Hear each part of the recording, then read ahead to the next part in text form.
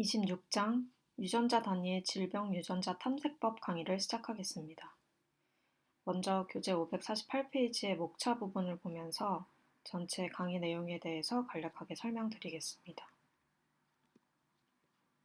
26장에서는 유전자 단위의 질병 유전자 탐색법의 여러 가지 방법론에 대해서 설명드릴 텐데요. 그 중에서도 두 번째 챕터에서는 RVIS라는 유전자 단위 점수에 대해서 좀 더 중점적으로 설명을 드리려고 합니다. 해당 점수를 직접 계산해보고 핫존 어프로치를 사용해서 질병의 요인이 되는 변이를 추출하는 과정을 진행해보겠습니다. 그리고 세 번째 챕터에서는 유전자 단위의 점수를 추가하는 과정에 대해서 설명을 드릴 텐데요. 이미 공개되어 있는 다양한 유전자 단위의 점수들을 어노테이션하는 방법론에 대해서 말씀드리겠습니다. 교재 550페이지의 표 1을 보시면 여태까지 공개되어 있는 다양한 유전자 단위의 점수들의 리스트와 각 점수에 대한 간략한 설명을 확인해 보실 수가 있습니다. 대부분의 유전자 단위 점수들은 유전자의 우선순위를 결정하는 것을 목표로 합니다. 간략하게 좀 더 설명을 드리자면 전체 유전자의 다양한 방식으로 순위를 매긴 다음에 그 중에 질병 취약성이 높은 그러니까 상위 랭크의 유전자를 선별하는 작업을 거치게 됩니다. 다양한 종류의 유전자 단위 점수들이 존재하지만 그 중에서도 두 번째 챕터에서 다룰 첫 번째 여기 RVIS 점수에 대해서 좀 더 자세하게 우선적으로 설명을 드리겠습니다. RVIS 점수는 6,503명의 홀 엑솜 시퀀싱 데이터를 사용해서 계산되어진 인구 집단 레벨의 유전자 단위 점수입니다. 해당 점수는 제닉 인톨러런스라는 개념을 바탕으로 하고 있는데요.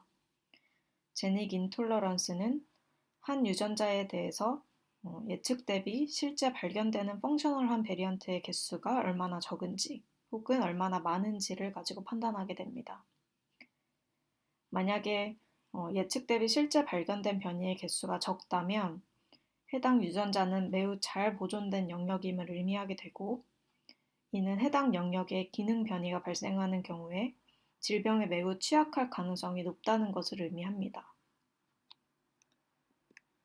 이 그림을 보면 RVIS의 개념에 대해서 좀 더 이해하기 편하실 수 있는데요. 각각의 점은 하나 유전자를 의미하고요. X축은 한 유전자에서 발견된 모든 변이의 개수, Y축은 한 유전자에서 발견된 흔한 기능 변이의 개수를 나타내게 됩니다.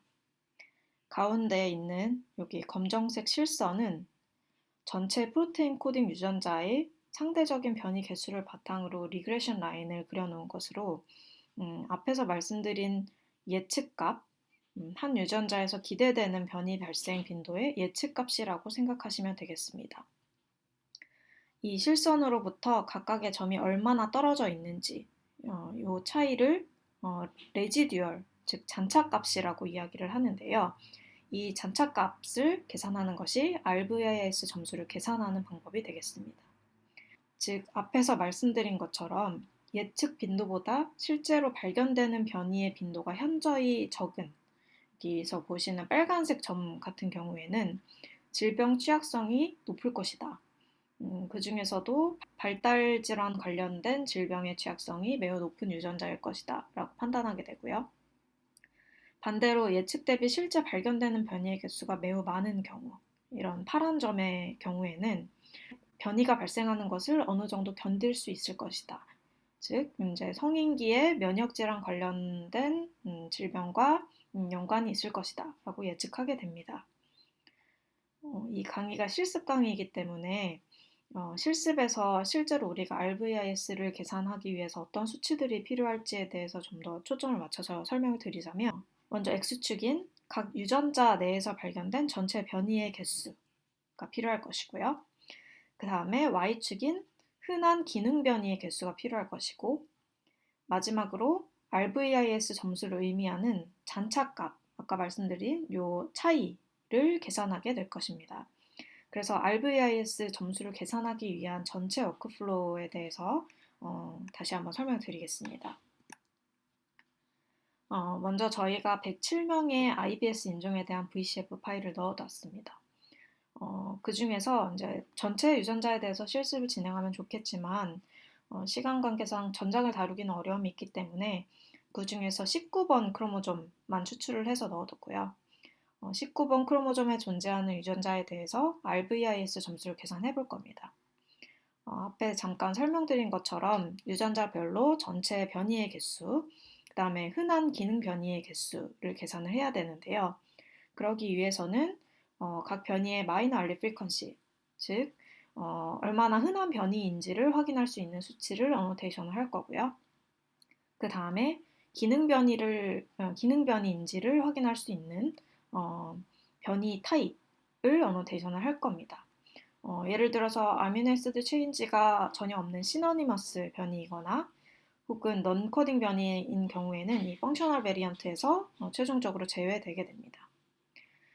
그리고 마지막으로 폴리펜2 스코어를 어노테이션 할 건데요. 우리가 유전자 점수를 계산해서 질병 취약성이 높은 후보 유전자를 뽑았다고 해도 해당 유전자 내에 어떤 변이가 진짜 범인인지 좁혀 들어가는 과정이 반드시 필요하게 됩니다. 이때 변이 레벨의 점수인 폴리펜2 스코어를 사용해서 변이 레벨의 후보를 뽑게 됩니다. 이것을 핫존 어프로치라고 하는데요. RVIS 점수가 25% 미만이면서 동시에 폴리펜2 점수가 0.95보다 높은 폴리펜2 스코어는 점수가 높을수록 딜리티러스하다고 판단을 하게 되는데 이런 변이를 실제 질병과 어소시에이션이 있는 변이일 것이라고 추측하게 됩니다. 즉 핫존 어프로치를 위해서 폴리펜2 점수도 함께 어노테이션을 진행하도록 하겠습니다. 그래서 최종적으로는 RVIS 점수를 계산하게 되고요. 마지막으로 베리언트 프라이오리타이제이션을 위해서 핫존 어프로치까지 진행해 보도록 하겠습니다. 이제 본격적인 실습을 위해서 터미널 프로그램을 실행해 볼 텐데요. 나누어드린 USB의 실습 파일을 여시면 다음과 같은 화면을 확인하실 수가 있을 겁니다.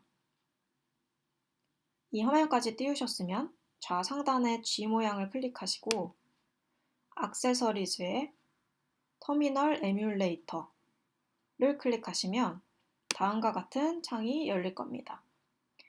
여기에 교재 551페이지의 코드를 따라 치시면 되겠습니다.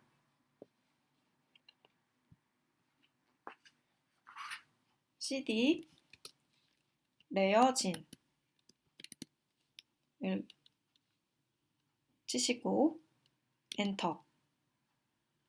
이것은 체인지 디렉토리라고 해서 윈도우에서 더블 클릭해서 어떤 디렉토리를 들어가는 것과 같은 것입니다. 그래서 레어진이라는 디렉토리로 들어왔고요.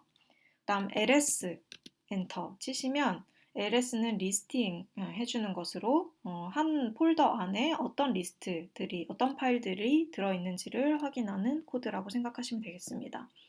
그래서 다음과 같이 저희가 준비해드린 파일과 디렉토리 목록을 확인해 보실 수가 있을 거고요. 교재 552페이지에 보시면 각 실습 파일에 대한 간략한 설명을 확인하실 수가 있습니다. 여기까지 하셨으면 실습을 위한 준비는 모두 끝난 것이고요. 본격적인 실습은 두 번째 챕터 강의에서 말씀드리겠습니다.